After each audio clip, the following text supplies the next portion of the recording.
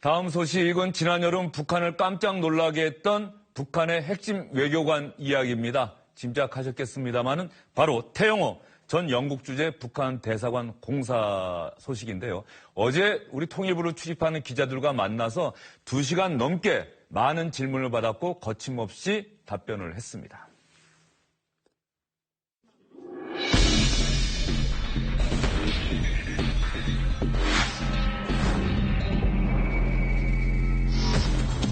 저는 몇 달 전까지만 해도 김정은 정권을 위해 남북 외교 대결의 최전선에서 활약해온 전 영국 주재 북한 대사관 공사 태영호입니다.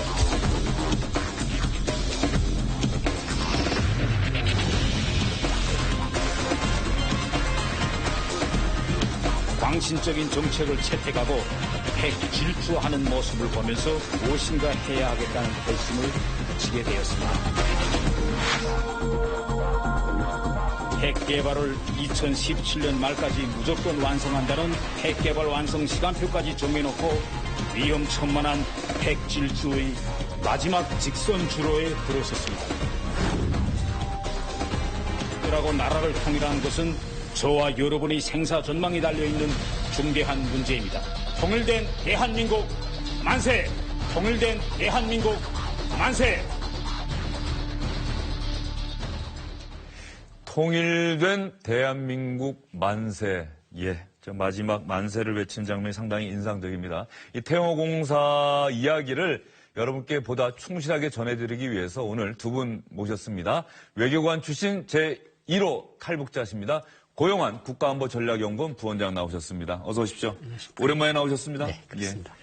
그리고 SBS 북한 전문 기자인 안정식 기자도 나왔습니다. 안 기자 어서 오세요. 네, 안녕하십니까.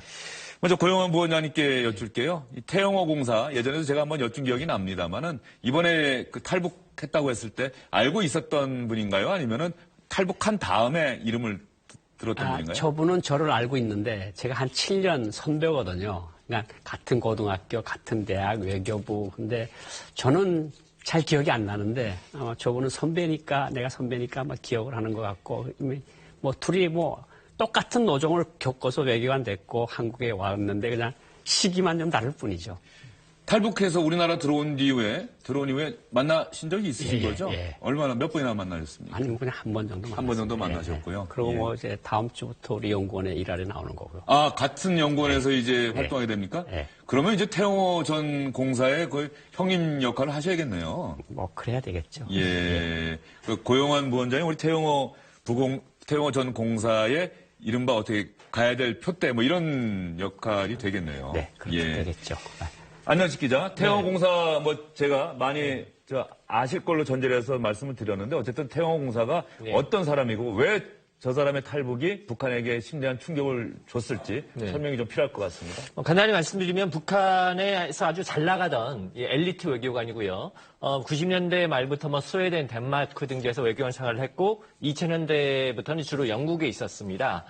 그리고 어쨌든 뭐 화면에서도 여러 번 보셨겠지만 김정은의 친형인 김정철이 이 영국에서 공연을 보러 왔을 때 같이 수행했던 인물이기도 하고요. 대표적인 북한 체제를 선전하던 홍보통인데 북한 체제를 이제 버리고 대한민국으로 온 어떤 지금 시대 김정은 체제의 어떤 민심 이반을 보여준 상징적인 인물이다 이렇게 볼 수가 있겠습니다. 김정은을 비롯해서 김정은 식구들을 백두산혈통이라고 하는데 그 형인 김정철을 직접 영국 에릭 클랩턴 공연 보는 거 수행했다. 그러면서 뭐 상당히 신뢰를 받았던 인물이다. 그렇죠. 예. 그 지도자의 친형을 보좌하는 걸 아무나 시키겠습니까? 북한 정권이. 그 정도로 보면 어느 정도의 핵심인지 알 수 있는 거죠. 예, 바로 저 화면은 참 인상적이에요. 아무리 봐도. 네. 김정철의 모습도 인상적이고요. 선글라스 끼고. 그런데 태영호 공사가 망명할 때 화제가 됐던 게 이런 중요한 역할을 맡아서도 화제가 되지만은 그 태영호 공사 집안도 상당히 좋은 집안이다. 빨치산 집안이다. 이런 얘기가 있었는데 어떻게 어제 태영호 공사가 그분과 관련해서 기자들의 질문에 답변한 게 있죠? 예, 그렇습니다. 뭐 이미 일부 기사화는 됐습니다만 본인도 뭐 빨치산 집안이고 부인도 빨치산 집안이다 이런 얘기 있었습니다만 본인은 뭐 그건 아니고 부인인 오혜선 씨가 이 오백룡의 집안이다. 오백룡이 누구냐면 김일성의 항일 빨치산 동료입니다. 대표적인 북한의 이 어떤 빨치산의 그 상징력 있는 인물인데 지금 보시는 것처럼 저게 이제 해방 직후에 찍은 사진인데 이 김일성이 있고요. 이 옆에 저 아이가 이제 김정일인데 김정일을 안고 있는 게 500용입니다. 저 정도면 이제 얼마나 김일성과 막약한 사이인가를 알 수가 있는데 저 500용 집안의 자손이 바로 최영호 공사의 부인이다. 그러니까 북한에서는 굉장히 뼈대 있는 집안의 후손이다 이렇게 볼 수가 있겠습니다. 그래서 태영호공사가 어제 이 부분에 대한 기자들의 질문에 얘기한 게 있는데요. 한번 직접 태영호공사 얘기 들어보시죠. 저는 성이 태가이지만은 북한군 대장이었던 태병열 가문과 아무런 혈연적 관계가 없습니다. 그리고 저희 아내 어에서는 어백영 가문인 건 맞습니다. 자, 이제 태영호공사가 어떤 인물인지에 대해서는 충분히 소개가 된 것 같고요. 이제부터는 본격적으로 태영호공사가 기자들의 질문에 기자들이 얼마나 궁금한 게 많았겠습니까? 어제 2시간 넘게 2시간 반 동안 2시간 반 동안 네. 상당히 태공사가 피곤할 정도로 기자들이 질문을 해댔고 그리고 태영호공사가 일일이 답변을 했는데요. 태영호공사가 먼저 한국행을 고민하게 된 그래서 마침내 결행하게 된 이유에 대해서 태공사가 어떻게 얘기했는지부터 여러분께 들려드리겠습니다. 특히 김정은이 지난 5월 제7차 당대회를 계기로 핵 개발을 2017년 말까지 무조건 완성한다는 광신적인 정책을 채택하고 핵 질주하는 모습을 보면서 빨리 한국으로가 민족을 핵 참화에서 구원하기 위하여 무엇인가 해야 하겠다는 결심을 굳히게 되었습니다. 하바닥에서부터 한치 노력하고 또 노력하면 어느 한 순간인가 우리도 잘 살 수 있다. 이렇게 생각하고 한국에 왔습니다. 안 기자는 저 답변 들으면서 어떤 생각 들었어요?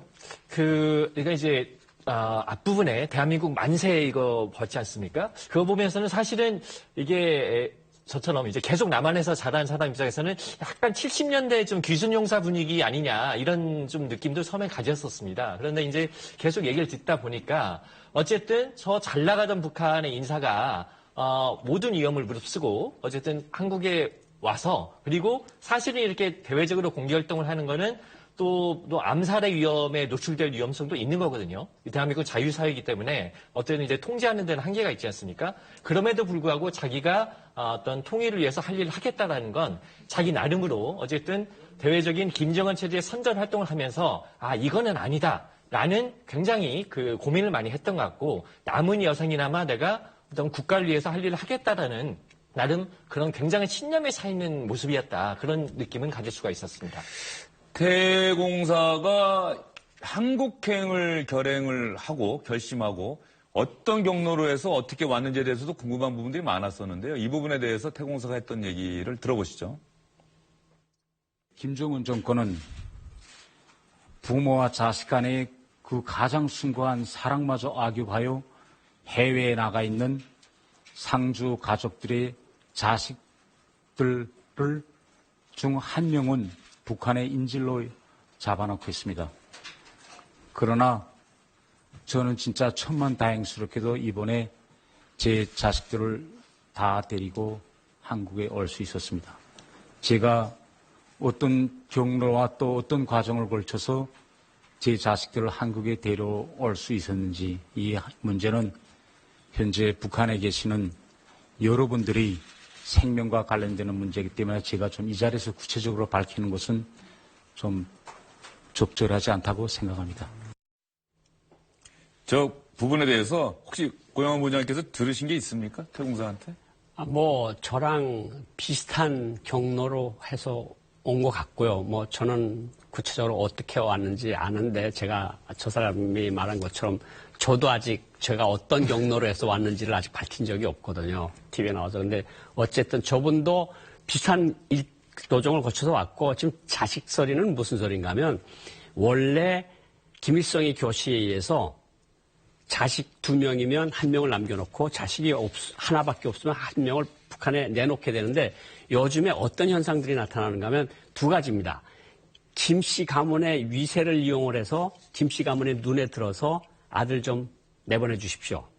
그렇게 해서 친필로 지시를 받아서 허락을 받아서 나오는 경우가 있고 돈을 한 10만 달러, 30만 달러, 50만 달러를 보내서 장군님한테 바치면서 그것도 밑에 있는 사람한테 한 10만 달러 바치면서 너 이렇게 했는데 무슨 소원 들어줄까?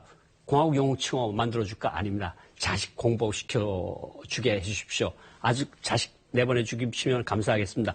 그래서 나오는 경우 두 가지 경우가 있습니다. 제가 어떤 경우에 해당되는지 저는 짐작이 가는데 제가 여기서 말씀드리는 건 저분이 적절치 않다 그래서 저도 적절치 않다고 생각을 하는데 천만다행으로 자식 둘을 데리고 들어온 거는 정말 좀 이례적인 일이다. 방금 저 태영호 공사 답변에 대한 질문을 제가 했는데요. 사실은 이제 저도 이제 고영환 부위원장님 말씀하신 대로 그 부분에 대해서 이제 질문을 했더니 보신 것처럼 답변을 하지 않았고 사실 2시간 반 동안 태공사가 엄청나게 많은 얘기를 했습니다만 저런 부분과 또 한 가지 김정철에 대한 질문도 한 2번 정도 나왔었는데 그 부분을 피해갔습니다. 뭐냐면 김정은은 독재자지만 그 친형인 김정철까지 비난하는 건 또 하나의 연좌제다. 그건 개인 아니냐 이렇게 피해갔는데 그러니까 이제 2시간 반을 얘기하면서도 자칫 여기서 말을 잘못하면 북한에 있는 사람들이 무고하게 다칠 수 있는 그런 부분들에 대한 고민이 좀 상당히 있는 것 같습니다. 자녀들을 전부 다 영국에 데리고 올 수 있는 과정에서 누군가 도와준 사람이 있었을 것이고 그렇죠. 예. 그 과정을 얘기하게 되면은 북한에 있는 그 도와준 사람들이 사람이 피해를 다친다. 볼 수 있을 것이다. 예. 자, 이제부터 속도를 내도록 하겠습니다. 태영호 공사가 어제 기자들과 만나서 질의응답하는 과정에서 가장 재밌었던 부분이라고 할까요? 북한 주민들이 한국 드라마 많이 본다는 사실은 이미 잘 알려져 있긴 합니다만 태영호 공사가 다시 한번 확인을 해줬고요. 그리고 한국 드라마의 인기가 북한에서 설마 이 정도까지 될 줄이야 라고 생각을 했었는데 정말 대단한 인기를 누리고 있다 이렇게 얘기를 했습니다. 북한 사람 치고 한국 영화나 드라마를 못 본 사람은 제가 이때까지 알고 있는 사람 중에서는 없어요. 다 봤으니까 아마 저 같은 경우 좀 공부를 한 이런 사람들은 역사물 영화를 좋아합니다.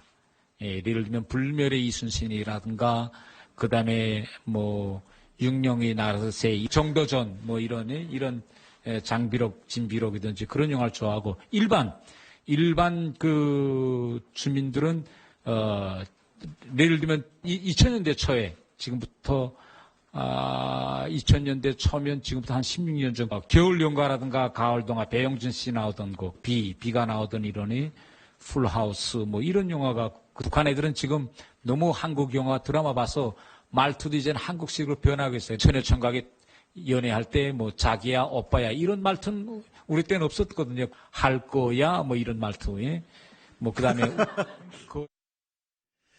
저 할 거야 요즘 개그나 이런 데서 개그 프로에서 개그맨들이 많이 하는 건데 정말 한국 드라마 인기가 대단한 모양입니다.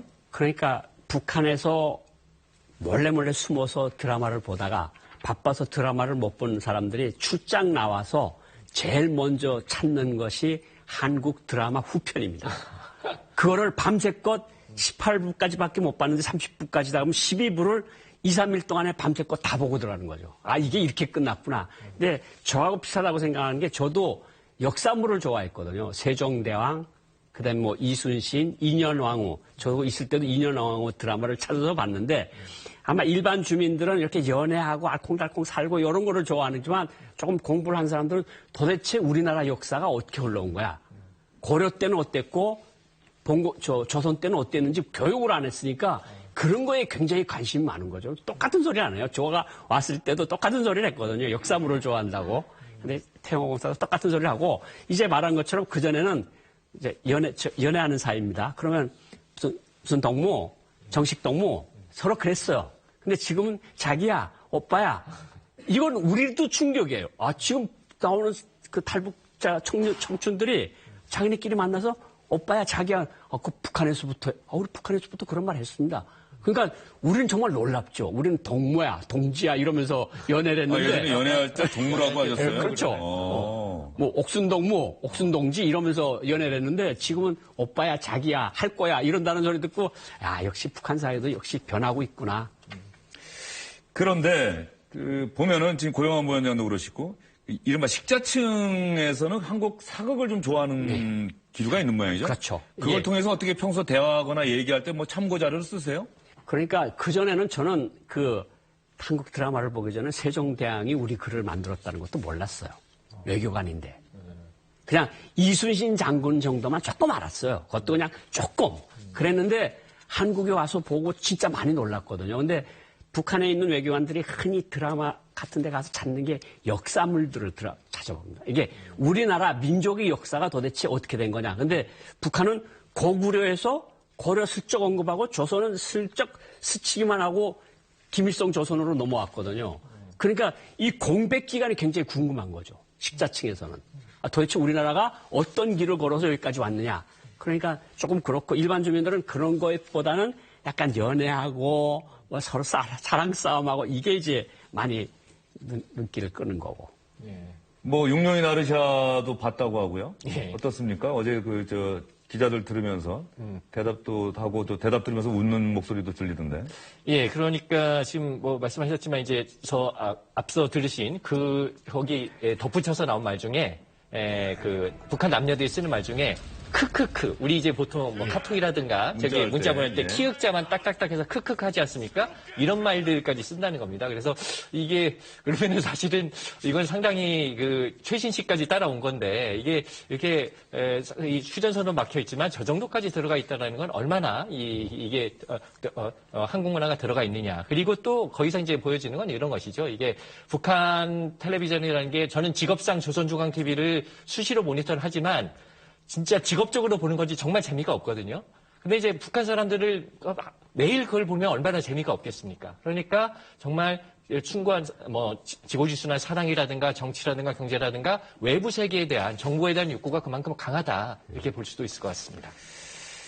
태영호 공사 지금 가벼운 이야기로 저희가 시작을 했고요. 북한에서 한국 드라마 많이 본다. 이제 북한 외교관들이 가장 고심하는 문제가 북한의 인권 문제다라는 얘기도 했습니다. 북한 핵 문제에 대해서는 어쨌든 할 말이 좀 있는데 인권 문제에 관해서는 적어도 자기도 할 말이 없더라 이런 얘기를 했는데 한번 들어보시죠. 북한과 북한 외교 전반을 가장 심각하게 위축시키고 있는 것이 바로 인권 문제입니다. 제가 외교관 생활에 몸을 담고 생활해 보면 핵 문제 같은 거는 어디 가서 북한의 외교관들이 좀 당당하게 이야기합니다. 왜 그런가 하면 전 세계적으로 북한의 핵 개발을 반대하고 있는 것 같이 보이지만 많은 나라들이 내심으로는 북한이 과연 어떤 방법으로 핵을 개발하고 핵 보유국의 지위에 올라가는가. 우리도 혹시 북한의 길을 모방할 수 없겠는가 많이 생각하면서 북한 외교관들한테 물어도 보고 궁정도 합니다. 그러나 인권 문제와 관련해서 북한을 지지하거나 북한 입장에 동조하고 있는 나라들은 하나도 없습니다. 저 얘기가 핵심인 것 같아요. 핵심입니다. 핵심이니까 우리 왔을 때도 북한 핵 계속 개발 저도 와서 이야기를 하기 시작을 했었는데 인권 문제는요. 사실은 인권 문제를 얘기하면 김정일한테 꼭 가거든요. 그러니까 싸우지 않으면 자기 목숨이 위험하니까 싸우는데도 자기가 창피한 거죠. 수용소가 있다는 거, 거기 수십만이 갇혀있고 공개 처형이 이루어졌다는 이런 사실들을 공격을 하면 할 말이 없는데 그냥 자기가 죽을까봐 그냥 그 자리에서 싸우는 거죠. 근데 저거 정말 제일 힘들었던 게 저 사람도 북한 인권 외교에 대응하는 게 제일 힘들었다. 자기가 일할 때. 예. 그리고 북한 외교관 하면은 또 이 태영호 공사가 무슨 김정은의 통치자금을 만지지 않았느냐, 뭐 돈을 갖고 왔다 이런 여러 가지 얘기가 있었는데 북한 외교관들 역시 일반 북한 주민들과 마찬가지로 생활이 넉넉지 않다, 상당히 열악하다 이런 얘기도 했습니다. 대사의 경우에는 900부터 1100불 달러, 그 다음에 참사나 저같이 공사인 경우에는 700부터 800불 이런 사이로 이용되고 있습니다. 근데 많은 분들이 그렇게 1000불도 되나마한 돈 가지고 영국과 같은 그렇게 비싼 데서 어떻게 살 수 있느냐 이런 의문이 제기되거든요. 북한은 말하자면 북한 사회 자체가 수용소고 사회 자체가 병영입니다. 대사관은 북한 사회의 축소판입니다. 그렇기 때문에 북한에 나가 있는 외교관들은 대사관 안에서 모든 가족들이 집체 생활합니다. 그러면 이런 집체 생활하면 그 가족이 쓰는 전기세, 물세 이런 각종 모든 사용료 이런 거는 다 국가가 부담하거든요.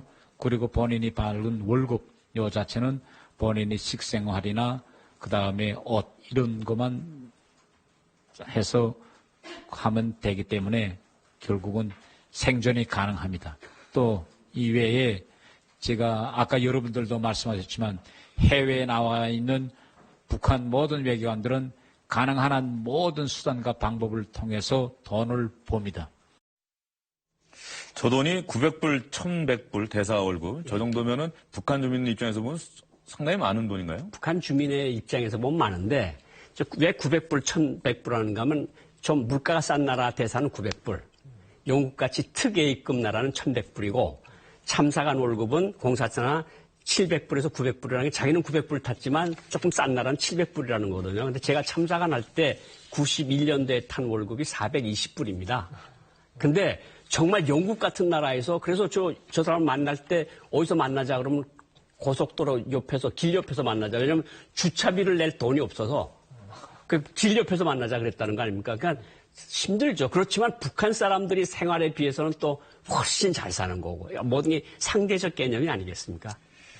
이제부터는 태영호공사의 이야기를 저희가 이렇게 주제를 정해서 이렇게 그 주제별로 한번 계속해서 좀 들려드릴게요. 먼저 북한 김정은의 핵 야욕 이 부분에 대해서 태공사가 한 얘기 한번 들어보시죠. 김일성과 김정일 때에도 북한은 핵 개발을 중단해 본 적이 없지만 지금 김정은은 핵 개발 완성 시간표까지 정해놓고 위험천만한 핵 질주의 마지막 직선 주로에 들어섰습니다. 김정은이 있는 한 절대로 북한은 핵무기를 포기하지 않을 것입니다. 1조, 10조 달러를 준다 해도 북한은 핵무기를 절대 포기하지 않을 것입니다. 김정은은 절대 핵을 포기하지 않을 것이다라고 하는 점을 분명하게 다시 한번 얘기를 했고요. 이 북한의 4차, 5차 핵실험 이후에 한국 정부가 주도한 국제사회 대북 제재에 대해서도 얘기한 대목이 있습니다.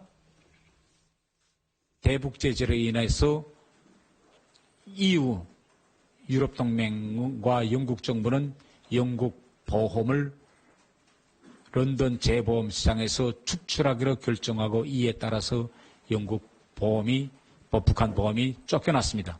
결국 한 해에 수천만 불씩 빨아들여가던 북한의 보험줄이 막혔습니다. 한국 정부가 지금 개성공단을 폐쇄를 하였는데 만일 북한의 이러한 핵 질주를 멈춰 세우기 위해서 한국 정부부터 먼저 설선 개성공단을 폐쇄하는 것 같은 조치를 취하지 않았더라면 다른 나라들이 대북 제재를 따라왔을까요? 저는 따라오지 않았을 거라고 생각합니다. 태공사의 저 대답은 뭐 본인의 생각이라고 저는 뭐 생각합니다만 본인의 생각일까요? 아니면 내려와서 우리 정부 측 관계자들과 이야기하는 과정에서 만들어진 어떤 사유일까요? 그거는 지금 말씀을 듣고 보니까 제가 개인적으로 만나면 한번 물어보고 싶은 질문이긴 한데, 근데 어제 상황은 좀 이렇게 봐야 될 것 같습니다. 지난 여름에 한국에 왔다고 그랬는데, 한국에 와서 이제 어쨌든 여러 가지 관계기관의 신문 과정을 거치면서 또 대한민국에 대해서 많이 배웠고, 이런 과정에서 또 이제 앞으로는 공식적으로 자기가 대외 활동을 할 수 있는 시작점에 있기 때문에 굉장히 좀 자신감이 충만히 돼 있고 뭔가를 하겠다는 의욕이 있는 상황이기 때문에 이 정부의 정책은 일단은 좀 긍정적으로 보게 되는 좀 그런 시각하에 있다, 이렇게 좀 볼 필요는 있을 것 같습니다. 예. 그리고 태영호 공사가 어제 얘기한 대목 가운데 눈에 띄는 대목 또 하나 있는데요. 북한 고위층, 김정은 체제를 떠받치는 핵심 아니겠습니까? 그런데 북한 고위층과 김정은과의 공동체 의식이 사라졌다고 얘기를 했습니다. 왜 그랬는지 그 이유에 대해서도 얘기를 했습니다. 북한의 간부들은 김정은의 이러한 미치광이의 행태를 보면서 태양의 가까이 가면 타 죽고 너무 멀어지면 얼어 죽는다는 속생각을 하면서 괴주의적으로 살아가고 있으며 지금과 같은 노예 생활이 또다시 40년, 50년 지속되어 자기 손자, 증손자 대에까지 이어지지 않을까 하고 김정은은 삼수갑산에서 바늘 떨어지는 소리도 듣게 해달라면서 북한 주민들과 간부들의 일거수일투족을 감시하고 있으며 조그만 이상 기미라도 보이면 처형하는 공포 선행 통치를 실시하고 있습니다. 바로 김정은의 공포 통치 때문이라고 하는데 태영공사는 공포 선행 통치라고 했습니다. 구체적으로 공포 선행 통치가 어떤 거냐고 물었더니 구체적인 사례까지 들어줬습니다. 옛날 김정일 때에는 김정일 만세 외칠라 김성광장 행사한다 하면 보안 요원들이 넥타이를 다 메고 나와서 주민들을 공손하게 신분증 검열하고 이렇게 했습니다. 지금은 김정은에 올라가서 군복을 다 입고 공식 공복을 착용하고 총을 여기다가 차고 신분증을 후일하고 들여보내는데 사람들이 들어가는 로정에 기관 총구를 겨누고 있습니다. 이 기관 총구 앞을 자기 가슴이 통과해서 지나간다고 가정해 보시오. 그러면 무슨 생각이 불쑥 드냐? 제가 당해보니까 저 기관총을 이렇게 들고 있는 저 군인이 아차 실수해서 방아쇠라도 당기면 내가 순간에 몸 날아나겠는데 저거 내가 죽을 수 있으니 정말 행동을 조심해야 되겠다. 이것이 바로 공포 선행 정치입니다. 태영호공사가 얘기한 공포 선행 통치가 우리가 잘 기억하는 것처럼 고모부 장성택을 예. 처형한다든가 이런 것들을 또 얘기한 겁니까? 네, 그렇습니다. 어쨌든 밑에서 조금만 마음에 안 들면 죽이고 고모부까지 죽이고 측근들까지 수시로 처형을 시키고 있기 때문에 아예 개들을 생각을 못하게 아예 찍소리도 못하게 찍어 누른다. 이게 이제 바로 태영공사가 말하던 공포 선행 통치인데요. 지금 보시는 것처럼 김정은 집권 이후에 만 5년 넘어서 한 6년째 되는 동안 우리가 알만한 사람들만 해도 저렇게 죽었고 이름을 알 수 없는 수준의 고위 간부들도 상당수 공개에 채용됐다고 하기 때문에 그렇기 때문에 지금 고위층 사이에서도 김정은에 대한 민심 이반이 일어나고 있다. 이렇게 증언을 하고 있는 상태입니다. 북한 고위층에서의 민심 이반은 어쨌든 예사롭지 않은 징후다 이렇게 볼 수는 있을 것 같아요. 당장 무너진다고는 볼 수 없겠지만. 예. 그런데 태영호 전 공사는 김정은의 공포 선행 통치 그것 때문에 북한 내부에 민심 이반이 있다 이렇게 얘기하고요. 또 하나 김정은이 김일성 일가 세습 통치의 마지막이 될 것이다라고 얘기를 했습니다. 이 대목 한번 들어보시죠. 백두 형통을 강조하고 있는데 집권 5년 차가 된 오늘까지도 자기 어머니 생모 이름을 북한 주민들에게 공개하지 못하고 있습니다. 올해 3월 달에 5년 만에 김정은이 만들어낸 내부 강연 제강에 하면 김정은의 어머니를 성군 조선의 어머님 이렇게만 공개했지 이 어머님이 이름이 뭐며 이걸 내놓지 못하고 있습니다. 왜 내놓지 못하고 있느냐? 김정은으로서는 자기 아버지와 지금까지 같이 온 그 늙은 동료들이 옆에 있는데 그 앞에서 차마 자기 어머니가 김정은의 공식 부인이라고 떳떳하게 말할 수 없는 거예요. 결과적으로 김정은의 어머니가 김정일의 공식 부인이 아니다. 이 얘기네요. 여러 명의 여자들 중에 한 명에 불과하고 공식 부인은 다른 여자고, 그러니까 김정은의 친모가 아닌 고영이가 아닌 김영숙이라는 여자가 공식 여자고, 그러니까 북한 간부들이 그걸 다 아는 거예요. 그러니까 북한 주민들이 아니 왜 김정숙, 김정일 이름 나왔고, 그리고 왜 김정일이 나왔는데 엄마는 없는 거야. 이게 다 의심스러워. 하는 거거든요. 그러니까 자꾸 말이 도는 거죠. 누군데 도대체 어떤 여자인데 이름을 못 밝히는 거야. 이게 이제 김정은 체제의 가장 큰 허구성의 하나라는 그 지적을 한 거죠. 김정일의 공식 부인은 성혜림 아닙니다. 겁니까? 김영숙이라고. 김영숙. 예, 두 번째 부인이 두 공식 번째 부인이 부인. 공식 부인이고 성혜림도 공식 부인이 아니고. 그렇죠. 그러면 김정일의 자녀들이 전부 다 공식 부인에게서 난 자녀는 없는 거네요. 공식 부인에서는 딸 둘이 나왔습니다. 딸 둘이 나왔고요. 아들은 없고요. 예. 자, 태영호 공사가 이렇게 많은 얘기를 했는데요. 지난주 정보위에, 국회 정보위에 나와서도 국회의원들한테 이런 얘기를 한 게 있었는데, 한국의 최근 촛불 집회를 직접 지켜본 소감도 얘기를 했습니다. 아주 자세하게 얘기를 했는데요. 저희도 한번 새겨들을 만한 대목이 있는 것 같습니다. 사람이 살아가고 나라를 운영하는 데서 정말 시스템이라는 것이 대단히 중요하구나. TV를 보면 당장 나라가 끝날 것 같거든요. 대통령을 하야라 탄핵하라 매주 주말에는 촛불 집회가 그럼에도 불구하고 모든 사람들이 다 평온하게 진행되고 아무 일도 없었던 것처럼 사회가 이제 가동되고 있지 않습니까?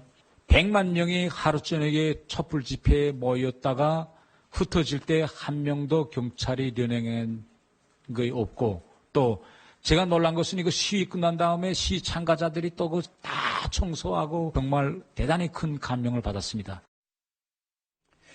고영원 본장도 만나셨을 때 이 얘기 하던가요? 촛불 집회 이야기는 지금 우리 거기서 온 채용공사뿐만 아니라 모든 사람들이 지금 집중해서 보는 건데 정말 이 나라가 대단한 게 저 촛불 집회만 보면 내일 당장 나라가 끝날 것 같은데 그 다음 날은 또 다 돌아가고 그러는 게 너무 신기하다. 그러니까 이 나라가 시스템이 얼마나 잘 돼 있는 나라냐. 근데 북한은 시스템이 없이 그냥 한 사람이 쥐어 흔드는 대로 흘러가는 나라니 저 한 사람만 어떻게 되면 나라가 어떻게 될 거 아니냐. 이런 말들을 계속해서 주고받는 거거든요. 그래서 태영호 공사도 똑같은 얘기고요. 안녕하십니까. 네. 이제 정리하는 차원에서 태영호 공사 얘기를 저희가 자세히 다 전해드렸는데 네. 사실 태공사가 외교관이어서 북한을 많이 떠나 있었잖아요. 그래서 네. 북한 내부 이야기도 상당히 많이 했는데 이게 다 이제 저희가 과연 그 신뢰도 어느 정도 봐야 될지 그 부분을 한번 짚어봐야 될 것 같습니다. 그 부분은 사실은 어쨌든 뭐 본인이 정말 잘 나가던 사람이 나와서 증언할 정도인데 뭐 거짓말을 하겠느냐. 이건 상식적으로 우리가 판단해 볼 수는 있을 것 같고요. 다만 외교관 생활을 오래 했기 때문에 북한을 떠나온 지가 거의 한 20년 되기 때문에 지금 현재 평양에서 실질적으로 어떻게 돌아가고 있는지는 좀 전언으로 많이 들었을 겁니다. 그래서 근데 전언으로 들은 것도 뭐 정확한 정보일 테니까 그렇긴 한데 어쨌든 우리가 이제 태영호 공사가 전해준 이런 팩트와 관련된 부분들을 우리가 잘 수용을 하고요. 그리고 태공사가 말한 대로 북한의 어떤 전략 이런 것도 이제 수용을 해서 우리가 대북 정책이라든가 이런 쪽에서 어떻게 앞으로 나가야 될지 그 부분을 살리는 쪽으로 나가면 될 것 같습니다. 네, 태영호 전 북한공사의 기자회견 내용 여러분께 자세히 전해드렸습니다. 두 분 오늘 장시간 수고 많으셨습니다.